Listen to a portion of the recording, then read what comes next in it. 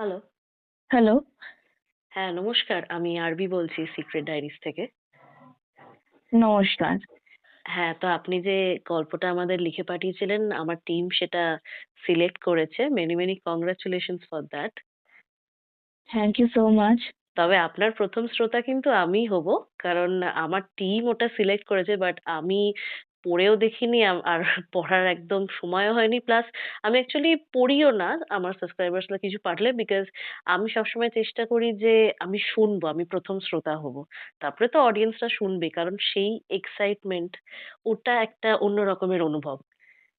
হুম, হুম। তো এই ঘটনাটা কি আপনার সাথে ঘটেছে নাকি অন্য কারো সাথে? আমার এক রিলেটিভ এর সাথে। ও আচ্ছা, আচ্ছা। বেশ। তো আপনি এখন লাইভ কলে বলতে পারবেন তো? হুম, হুম, হুম। ঠিক, তাহলে আপনি শুরু করুন। আ অ্যাকচুয়ালি আমার যে রিলেটিভ আছে সে অ্যাকচুয়ালি মুম্বাই শহরে থাকে। ওখানকারই বাসিন্দা। আচ্ছা, মুম্বাই শহরে একটা জায়গা আছে। ওই জায়গাটার নাম হলো স্যান্টা ক্রুজ।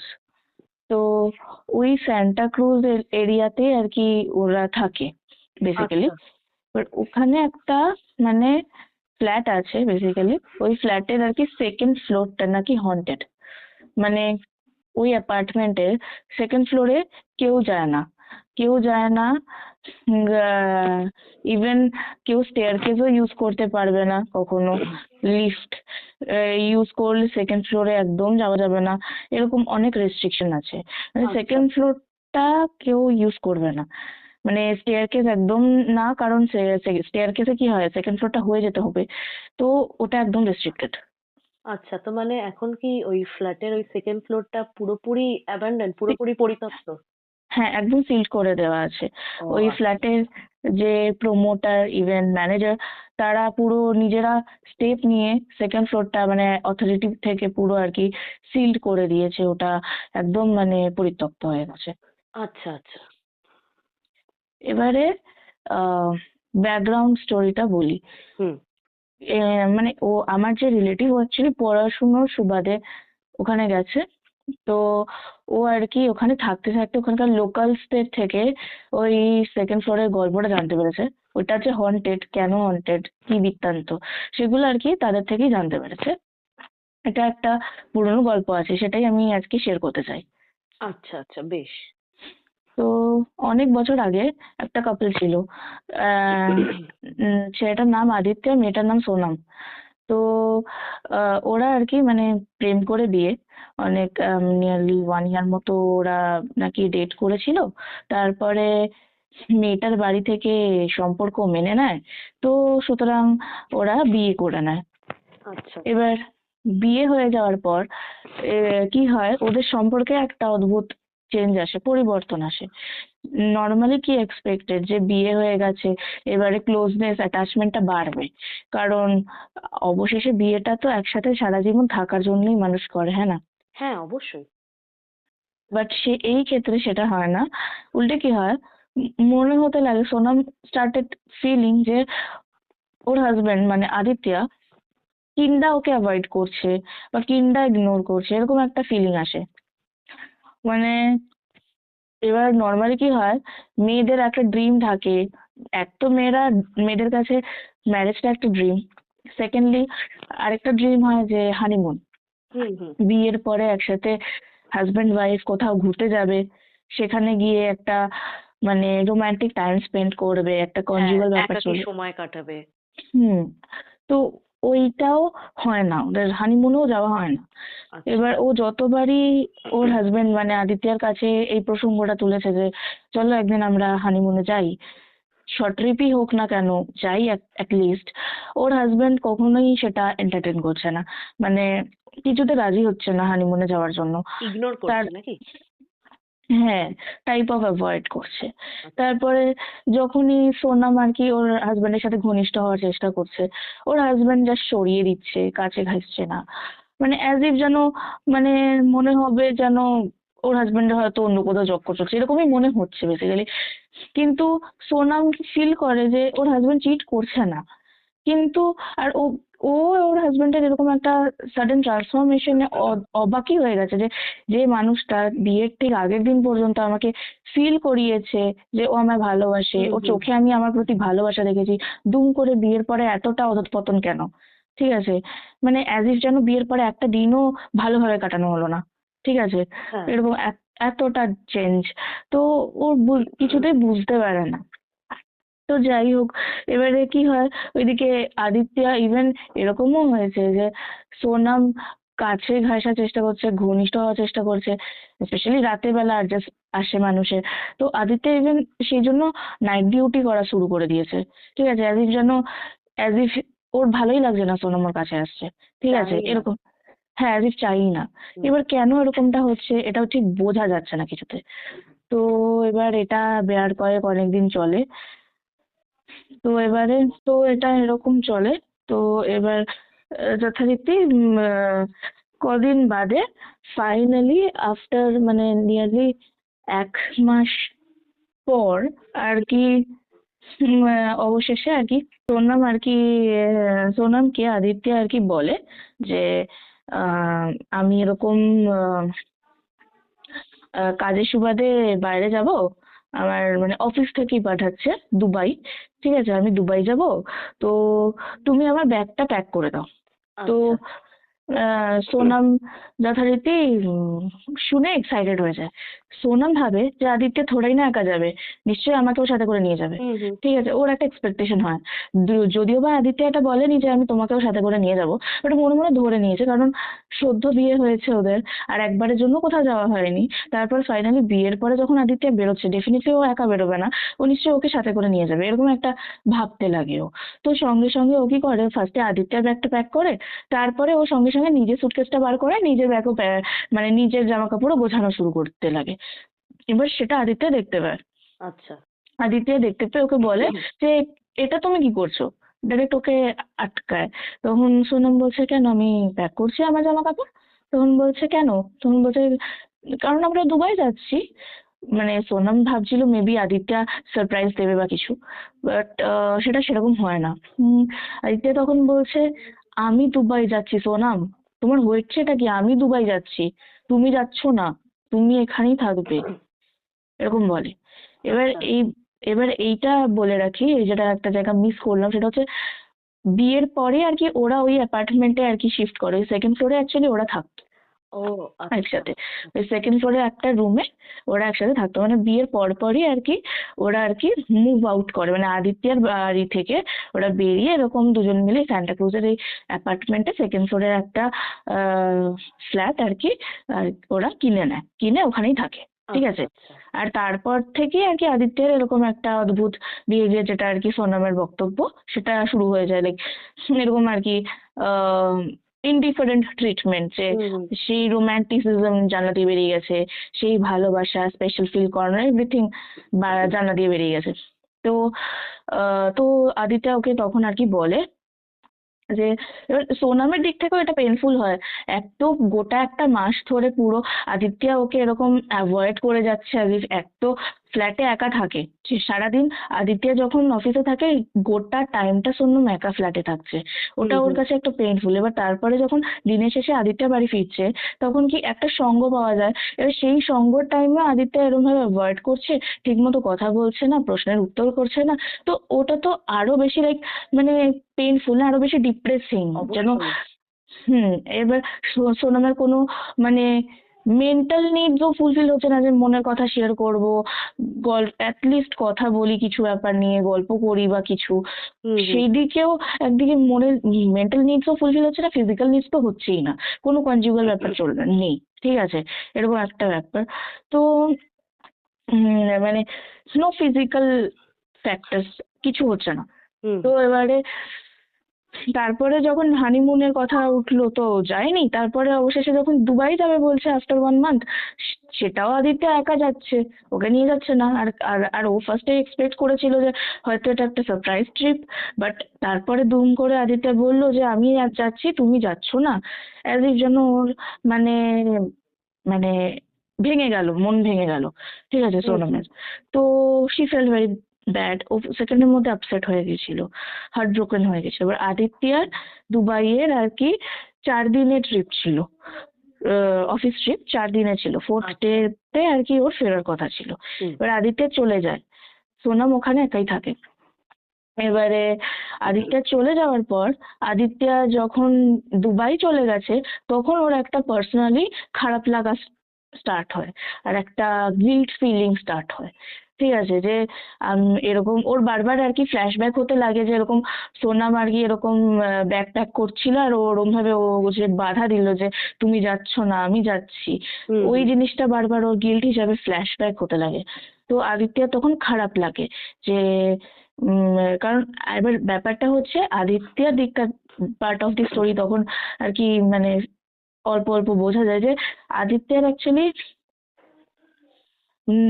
সোনামের থেকে অ্যাকচুয়ালি মানে সোনামকে ফেস করতে পারছিল না, মানে বিয়ের আগে একটা প্ল্যানিং ছিল যে রাজরানী করে রাখবো। হুম। হুম। ঠিক হুম। আছে, বিয়ের পরে সেই রাজরানী করা চক্করে ফ্ল্যাট তো কিনে নিয়েছে, লোন তো কাটা পড়ছে ব্যাংক অ্যাকাউন্ট থেকে, কিন্তু মানে যেন অ্যাফোর্ড করতে পারছে না, এরকম একটা টানাটানি চলে গেছে, শুরু হয়ে গেছে ওর দিক থেকে। ঠিক আছে, ও আচ্ছা। যেটা এক্সপেক্ট করেছিল, যতটা হ্যাপিনেস দেবে এক্সপেক্ট করেছিল, যতটা লাক্সুরি দেবে এক্সপেক্ট করেছিল, কিছুই ও রিচ করতে পারছে না সোনামের জন্য। হুম। আর ওখান থেকে ও আর কি সোনামকে ফেস করতে পারছিল না আচ্ছা। কোথাও একটা। এবার তারপরে যখন ওর ফিল হলো যে এবার ও ওই জন্যই দুবাইতে সোনামকে সাথে করে নিয়ে আসতে পারেনি, কারণ ওর খরচা তো কোম্পানি বেয়ার করে দেবে, এবার সোনামের খরচাটা ওকে বেয়ার করতে হতো যদি ও সোনামকে নিয়ে আসতো, আর সেই খরচাটাও বের করার মতো ক্ষমতা ওর নেই। নেই। তো ওই জন্য ওর খুব গিল্ট ফিলিং হয় যে আচ্ছা ঠিক আছে, এটা তো আমার একটা মানে মেন্টাল মাইন্ডসেট, মেন্টাল পিস, যেটা মানে যেটা নিয়ে আমি টানাটানিতে সাফার করছি, বাট সেটার জন্য আমি সোনামকে কেন কষ্ট হুম। দিচ্ছি? হুম। হুম। ও তো জাস্ট আমার অ্যাটেনশন চায়, ও তো জাস্ট আমার মানে অ্যাজ ইফ ফিজিক্যাল টাচ চায়, এর বাইরে তো আর কিছু চায় না। বাট আমি লাক্সারি দিতে পারছি না, সেটা আমার গাফিলতি, সেটা আমার খারাপ লাগা। বাট ও তো বেসিক্যালি এটা ডিমান্ডও করছে না, ও জাস্ট আমার অ্যাটেনশন ডিমান্ড করছে, ও জাস্ট আমার থেকে টাইম ডিমান্ড করছে, আমি তো সেটাও দিলাম না। এটা তাই জন্য এদিক থেকে তো I acted mean, so he felt very guilty যে আচ্ছা। আমি এটা করে ঠিক করিনি। ওর ফিল হয়, তখন ও ঠিক করে যে ও অ্যাজ আর্লি অ্যাজ পসিবল কাজ শেষ করে ও আর্লি বাড়ি চলে যাবে অ্যান্ড সোনামকে সারপ্রাইজ দেবে। সোনামকে বলে রেখেছে যে আমি যেমন কথা ছিল ওই 4 দিন বাদে ফিরবো, ওরকমই বলে রেখেছে। হুম। হুম। হুম। দুবাই পৌঁছে গিয়েও কল করে ওকে বলেছে 4 দিন বাদেই আসছি। বাট এইদিকে ও কি করে, তাড়াতাড়ি কাজ বাজ মিটিয়ে ও 3 দিনের মধ্যে আর কি ফ্লাইট ধরে ইন্ডিয়া ব্যাক করে। আচ্ছা। আর এবার ও ঘরে যাওয়ার আগে কি করে, যথারীতি সোনমের জন্য একটা রোজ বুকে কেনে, আর কিনে নিয়ে আর কি উম, ওদের অ্যাপার্টমেন্টে ফেরে। যখন ও ফিরেছে, এসে আর কি অ্যাপার্টমেন্টে ঢুকেছে, মানে অ্যাকচুয়ালি হাজবেন্ড ওয়াইফ দুজনের কাছে আর কি চাবি থাকে। তো আচ্ছা। ও আর কি চুপি চুপি আর কি নিজেই অ্যাপার্টমেন্টের কি আনলক করে, মানে ডোর ডোর আনলক করে ঢুকে গেছে। হুম। হুম। যখন ঢুকেছে, গিয়ে দেখে সোনম একটা অন্য ছেলের সাথে আর কি সময় কাটাচ্ছে, মানে ফিজিক্যালি, ঠিক আছে, ইন্টিমেট অন দি বেড। আচ্ছা। আচ্ছা। এইটা দেখে আদিত্যা মানে হার্ট ব্রোকেন হয়ে যায়, হাত থেকে আদিত্যের আর কি ফ্লাওয়ার বুকেটা পড়ে যায়। পড়ে যায়। হুম। যখন হাত থেকে ফ্লাওয়ার বুকেটা পড়ে যায়, সোনম দেখে ওখানে আদিত্য চলে এসে গেছে। সোনমের সেকেন্ডের মধ্যে reaction, she started feeling guilty, as it like মানে ফ্লোতে হয়ে গেছে, she was not having any intention. ঠিক আছে, শি স্টার্টেড ফিলিং গিলটি। ও সেকেন্ডের মধ্যে মানে ভেঙে পড়ে, মানে অনুশোচনা হয়। ও সেকেন্ডের মধ্যে আর কি আদিত্যকে মানে ফার্স্ট রিয়াকশনটা এটা ছিল, আদিত্য তুমি মানে চলে এসেছো, এরকম মানে তুমি আজকে চলে এসছো। হুম। হুম। বাট আদিত্য কোনো কথা বলে না, কোনো উত্তর করে না। ওর হাত থেকে ওটা পড়ে গেছে, তারপর আদিত্য ওখান থেকে চলে যায়, ও ঘর থেকে খারাপ বেরিয়ে যায়। লাগছে না? হুম, খারাপ লেগে গেছে। সোনম তখন সেকেন্ডের মধ্যে আর কি মানে ওকে ফলো করার চেষ্টা করে, সেকেন্ডের মধ্যে ড্রেসড হয়ে ও পেছন পেছন দৌড়াতে দৌড়াতে আদিত্যকে ফলো করার চেষ্টা করে। আর খালি একটাই কথা যে আদিত্য আমাকে আমাকে প্লিজ এক্সপ্লেন করতে দাও, আমার কোনো ইন্টেনশন ছিল না, আমি রিয়েলি এরকম কিছু চাইনি, আমাকে প্লিজ তুমি এক্সপ্লেন করতে দাও, এটা বলতে বলতে ওর পেছন পেছন দৌড়াতে দৌড়াতে যায়। হুম। বাট ও দৌড়াতে মানে আদিত্যকে ফলো করতে করতে একটা এন্ডে গিয়ে ওর আর কি আদিত্যকে হারিয়ে ফেলে, মানে আর আদিত্যকে দেখতে পায় না, আর আদিত্য কোথায় দৌড়ে চলে গেছে ও দেখতে পায় না, মানে মানে পুরো শেষ পর্যন্ত ফলো করতে পারেনি কমপ্লিটলি। আচ্ছা তখন আচ্ছা। আর কি তারপরে সোনাম বাড়ি চলে যায়। তো এবারে আদিত্যা কোথায় গেছিল জানে না কেউ। তারপর আদিত্য অনেকক্ষণ বাদে ফিরে আসে, ওই ইভিনিং টাইমে ফিরে আসে, যখন ও হাতের মধ্যে একটা মানে ওয়াইনের বোতল, ও আর কি বেসিক্যালি ড্রিঙ্কস করতে করতে আর কি ফিরে আসে। আচ্ছা। এবার যখন ফিরে আসে, এসে আদিত্য দেখে ওর পুরো মানে ওই অ্যাপার্টমেন্টের সামনে এক গাদা পুলিশের গাড়ি আর এক গাদা মানুষ, লোকজন ওখানে আচ্ছা। ভিড় করে রয়েছে। ও হুম। বুঝতে পারে না, ও সেকেন্ডের মধ্যে উপরে যায়। ও মানে বুঝতে পারে না কি হয়েছে, কি হ্যাঁ ব্যাপার। হ্যাঁ। উপরে যায়, উপরে যাওয়ার পর আর কি দেখে সবাই ওর ওই সেকেন্ড ফ্লোরে আর কি ঘিরে রয়েছে। তখন নাকি ও র্যান্ডম লোকজনকেই জিজ্ঞেস করে, ওই মানে একটু অল্প নেশায় নেশায় ছিল, ওই নেশার মধ্যে দিয়ে লোককে জিজ্ঞেস করে, কি হয়েছে এখানে। তখন আর কি লোকজন বলে যে আরে ভাইয়া, সেকেন্ড ফ্লোরে যে ভাবিজি থাকতো না, সে গলায় দড়ি দিয়েছে। হুম। সেকেন্ডের মধ্যে আই থিঙ্ক আদিত্য ওর মধ্যে দিয়ে যেন চেতনা ফিরে আসে। দৌড়াতে দৌড়াতে ও নিজের ঘরে গিয়ে চেক করে, দেখে ঠিক তাই, ওদের ওই বেডরুমে, যে বেডরুমে আর কি আদিত্য ওকে ওরকম ভাবে পেয়েছিল, ওই রুমে আর কি সিলিং এ আর কি সোনার আর কি গলায় দড়ি দিয়ে ঝুলছে। এ মা। তখনও মানে ওর বডি নামানো হয়নি। সেকেন্ডের মধ্যেও আর কি আরো বেশি মানে ভেঙে পড়ে। তখন ওর আরো গিল্ট হতে লাগে যে আমার হয়তো শুনে নেওয়া উচিত ছিল, সোনাম যেটা বলছিল সেটা হয়তো আমার শুনে নেওয়া উচিত ছিল, আমি শুনিনি বলে এরকমটা হয়েছে।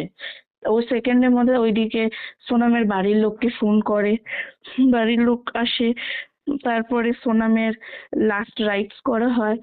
ওই আহ, সবকিছু হওয়ার পর সোনামের বাড়ির লোককে সোনামের যা যা জিনিসপত্র ছিল আদিত্যের ওই অ্যাপার্টমেন্টে সবকিছু আদিত্য আর কি ওর বাড়ির লোককে দিয়ে দেয়।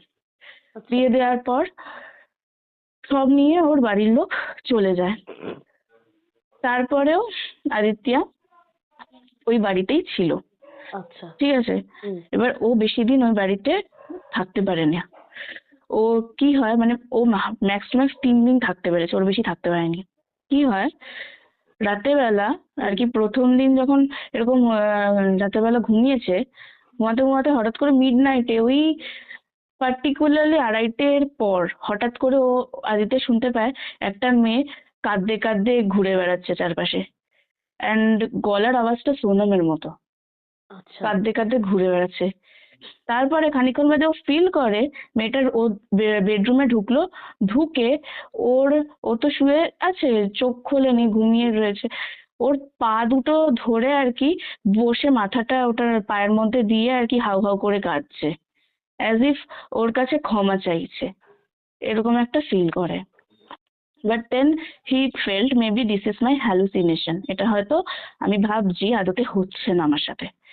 আচ্ছা। তারপরে এরকম সেকেন্ড দিনও হয়। তারপরে যখন থার্ড দিন সেম জিনিসটা হয়, তখন আর হালকা করে ও আর কি চোখটা হালকা করে খুলে দেখে মেয়েটা সত্যি ওই সেম জামা পরেছিল যে জামাটা সোনম পরেছিল, আর এসে ঢোকে, ঢুকে আর কি কাঁদতে কাঁদতে ওই আদিত্যর পা দুটো ধরে মাথা নিয়ে দিয়ে টাচ করে, কোনো কথা বলছে না, খালি কেঁদেই যাচ্ছে হাউ হাউ করে, যেন কিছু বলতে চায়। আর সেটা and মনে হচ্ছে ইটস অ্যান অ্যাপোলজি, ক্ষমা চাইছে। আচ্ছা। তো আদিত্য ভেরি নেক্সট ডে ও মানে পণ্ডিতকে ডাকে, ওই মানে তান্ত্রিককে, হুম হুম। তান্ত্রিক ডেকে বাড়িতে আর কি নিয়ে আসে। তান্ত্রিক ভালো করে চারপাশে ঘুরে বলে যে ওই বাড়িতে অ্যাকচুয়ালি সোনামের আত্মাটা রয়েছে, ও যাবে না ওই বাড়ি ছেড়ে।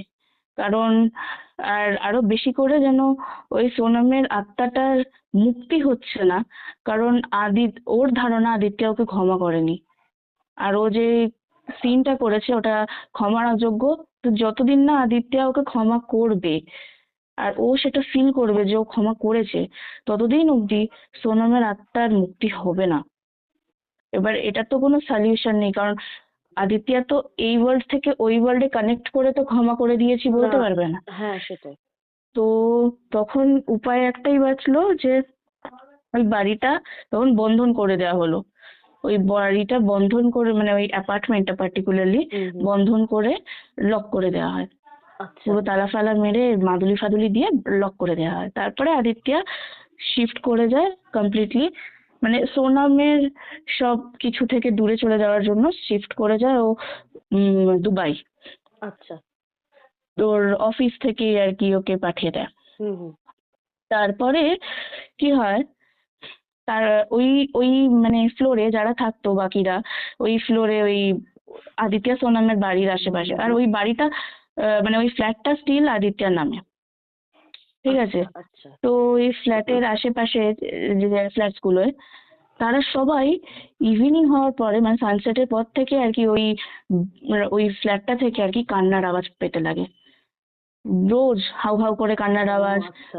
মাঝে মাঝে কেউ একজন যেন হা হা করে একটা হেসে উঠলো, এইরকম ধরনের আওয়াজ পাওয়া যায়। যার জন্য রীতিমতো ভয় চোটে ওই নেবারহুডের লোকজন বাচ্চা কাচ্চাকে ঘর থেকেও বার করতে মানে সাহস পায় না। 6টার পরে আর ঘর থেকে নিজেরাও বেরোতে সাহস পায় হুম, না, হুম, বাচ্চাদেরও হুম। বার করতে সাহস পায় না। তারপরে একদিন কি হয়, একটা মানে ইলেকট্রিকের লোক আসে ওই বিল ভরার জন্য, যে আচ্ছা। আমার মানে ওই হয় না, মানে তখন আরো বেশি করে হতো যে ইলেকট্রিসিটি বিল বাড়িতে বাড়িতে এসে হ্যাঁ, নিয়ে যেত। হ্যাঁ, হ্যাঁ, হ্যাঁ। তো ওইটার জন্য আসে লোক। এবারে এসে আর কি বলে যে ওই যারা আর কি আদিত্য সোনামের বাড়ির ঠিক পাশে, মানে ফ্ল্যাটের ঠিক পাশের ফ্ল্যাটটাতেই থাকতো, ওদের বলে যে এই যে আপনাদের যে নেবার আছে উনি আহ ওনাকে বারবার বেল বাজাচ্ছি, দরজা খুলছে না কেন? তখন বলছে খুলবে কি করে, ও ফ্ল্যাটে তো কেউ থাকে না। তখন বলছে কি বলেন আপনি, এই ফ্ল্যাটে টিভির বিল এসছে, ইলেকট্রিসিটি বিল এসছে, কি বলেন আপনি, ফ্ল্যাটে কেউ থাকে না। বলছে সেটা তো অসম্ভব, অনেক বছর হয়ে গেছে ওই ফ্ল্যাটের, মানে বিল মিটিয়ে ওই ফ্ল্যাটে যে ওনার সে আর কি দুবাই চলে গেছে, কি করে ওই ফ্ল্যাটে টিভি ইলেকট্রিসিটি বিল আসবে? ইভেন ভেতরে যতদূর জানি কোনো ইকুইপমেন্টও নেই, কি করে আপনার টিভির বিল আসতে পারে? বলছে না না, এসেছে। ইভেন লাস্ট টাইম যখন আমি টাকা নিতে এসেছিলাম, তখন তো একজন লেডি আর কি দরজাটা খুলেছিল, একজন ম্যাডাম দরজা খুলেছিল, ওনার নাম ছিল সোনাম। উনি দরজা খুলেছিল, আমায় আবার ভেতরে ডাকলো, চা খাওয়ালো, সব তো নর্মালাইজ ছিল। তারপর বললো আজকে তো আমার হাজবেন্ডের আসতে দেরি হলো, তুমি বরং পরে একদিন এসে টাকাটা নিয়ে যেও, এরকম বললো তো আমাকে।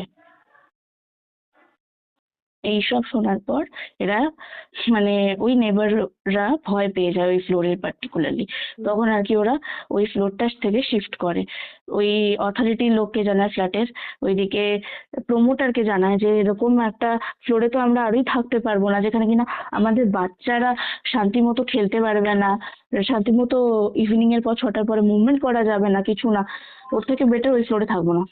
এই করে ওই ফ্লোরটা কমপ্লিটলি তারপর থেকে রেস্ট্রিক্টেড হয়ে যায়। আচ্ছা, আচ্ছা। তো এই হলো গল্প। এই জন্যই ওই ফ্লোরে তারপর থেকে আর কেউ যায় না।